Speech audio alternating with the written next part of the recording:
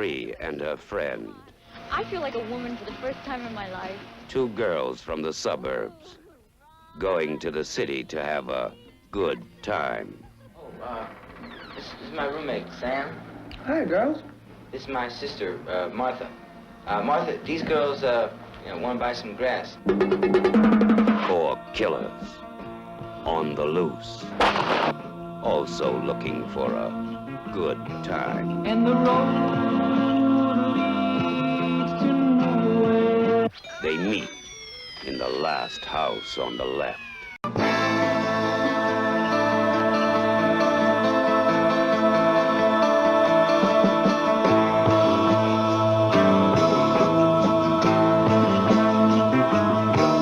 And the road leads to nowhere. And the castle stays the same.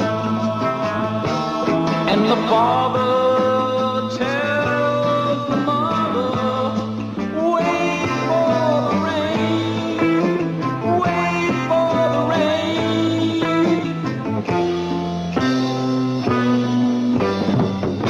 And the road leads to nowhere. And the road leads to nowhere. And the castle stays the same. And the father tells the mother, wait for the rain, wait for the rain.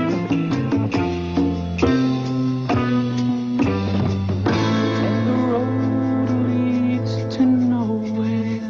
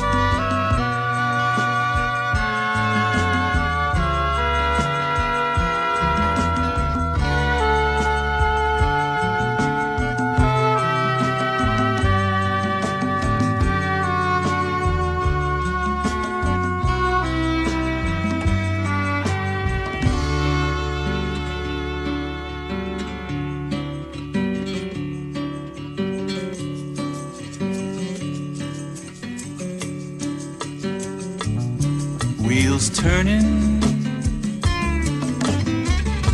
some of the leaves are turning brown, coming to gather you, gathering cherries off of the ground.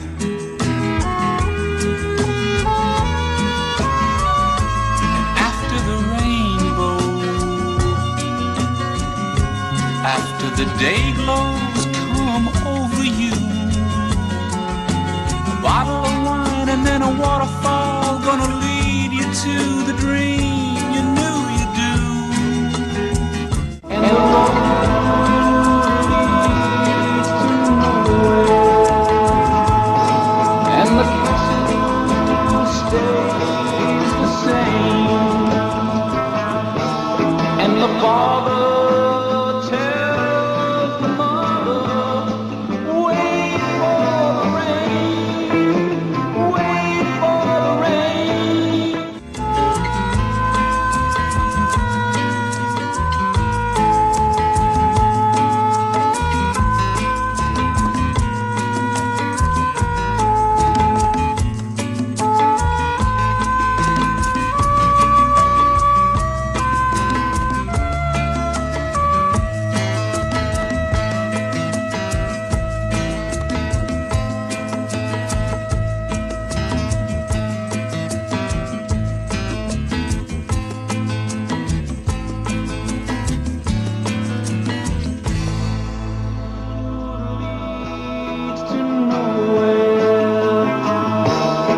and the castle stays the same.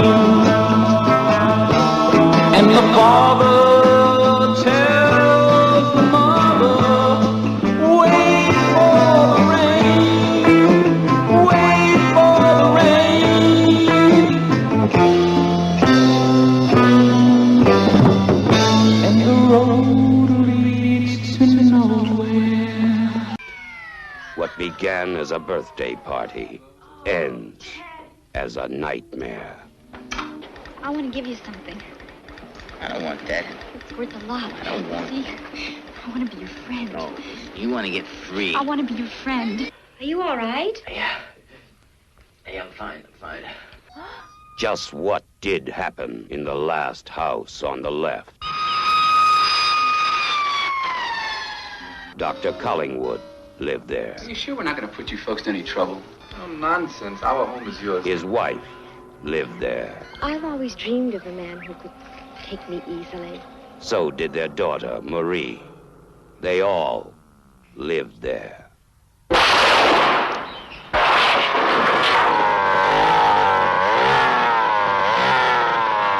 Junior. To avoid fainting, keep repeating to yourself, it's only a movie. Only a movie. Only a movie. Only a movie. Last house on the left.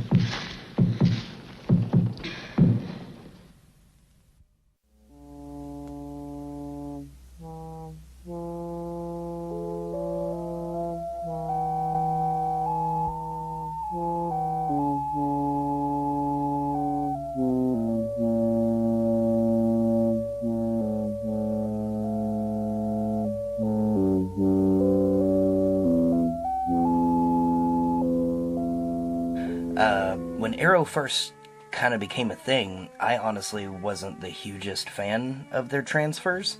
They weren't the best, in my opinion. This is back when a lot of their releases were primarily region-free European releases, or UK releases. In fact, they've sort of repackaged some of the releases that they had over there, like Deep Red, which came out, I believe, I have it in my room, I believe that came out in April.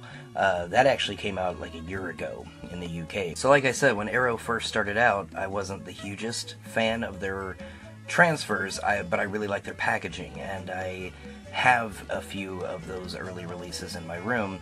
And even though I still like the packaging with the posters and the reversible artwork, one of my biggest complaints with those early releases just were those transfers. They just don't look as good as some of the other HD releases from people like Blue Underground, for instance, or even Grindhouse releasing, I think, has put out better HD content, at least earlier on.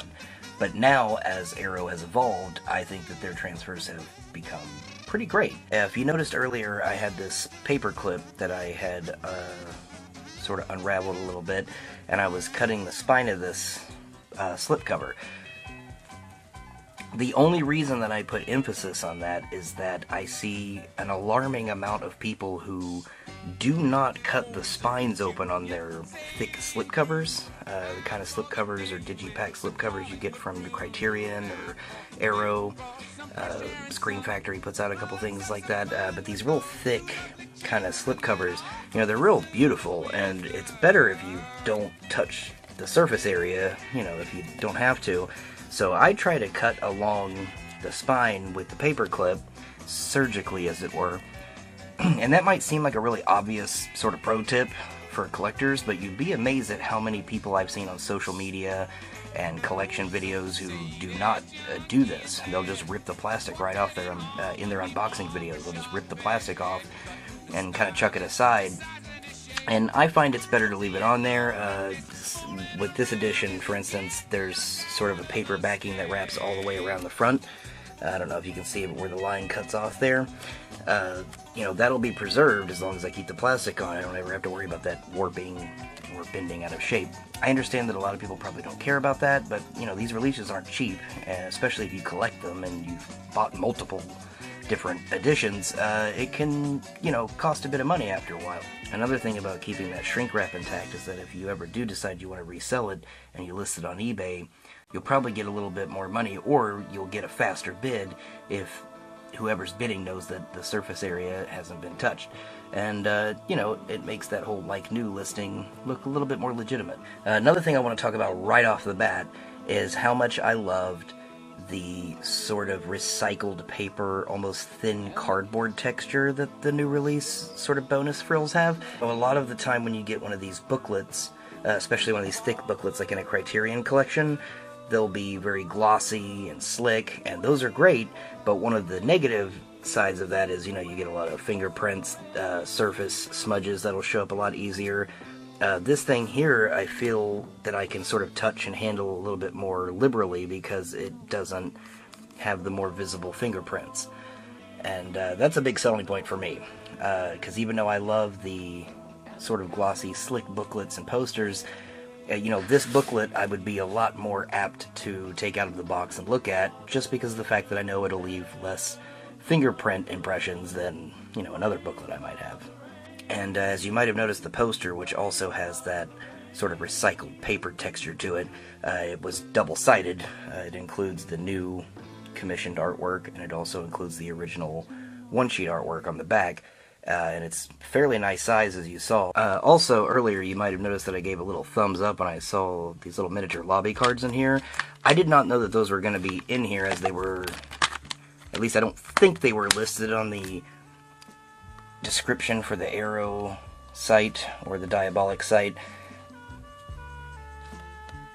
A lot of their editions come with little miniature lobby cards, but I don't remember that all of them do.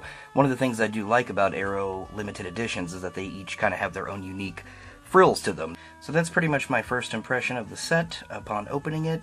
If you're wondering if I recommend this set, fuck yes, I do. Whether you have seen the movie and love it, own 2 or 3 copies of it, or if you've never seen the film before, that would even be a better reason to buy it. But you pretty much can't go wrong when you double dip with one of these editions, no matter how many copies of the movies you might have. For example, when you have more copies of Reanimator than is needed, but of course it's still never enough. Because these are basically the most definitive versions of any of these movies you're going to find on the American market today. This is the cult or genre equivalent of the Criterion collection. In fact, a lot of these movies were cheaper than some Criterions have run me. By the way, I want to bring up something on Amazon. A lot of people have been sort of trying to sway people away from pre-ordering on Amazon, primarily because I've heard that people say that Amazon will fill more pre-orders than they can actually deliver. And I have to say that I have been pre-ordering from Amazon since this Reanimator release right here, which is, not only have these not been out of stock when shipping time comes, I've actually got them fairly cheap. Cheaper than I think they are on a lot of other sites based on what I've seen. For instance, this Deep Red set right here, I pre-ordered that about 2 months in advance, and it was only $22 on Amazon. And the suggested retail price of that set is around $50. So for people who've heard the word of mouth about pre-ordering on Amazon, I say go for it. I've had nothing but luck on there. I've always gotten really fair prices for them, considering the editions that you're getting. I know that on Diabolic and certain sites, you can get these editions a little earlier than you can on Amazon, but again, getting them up to $15 cheaper is just worth it for me to wait a couple of weeks after everybody else is getting them. And sometime in the future, I might even do an in-depth review on all of these releases, maybe after a few more come out. But I just thought it'd be fun to take a look inside of this new edition of The Last House on the Left by the late, great Wes Craven. Poop.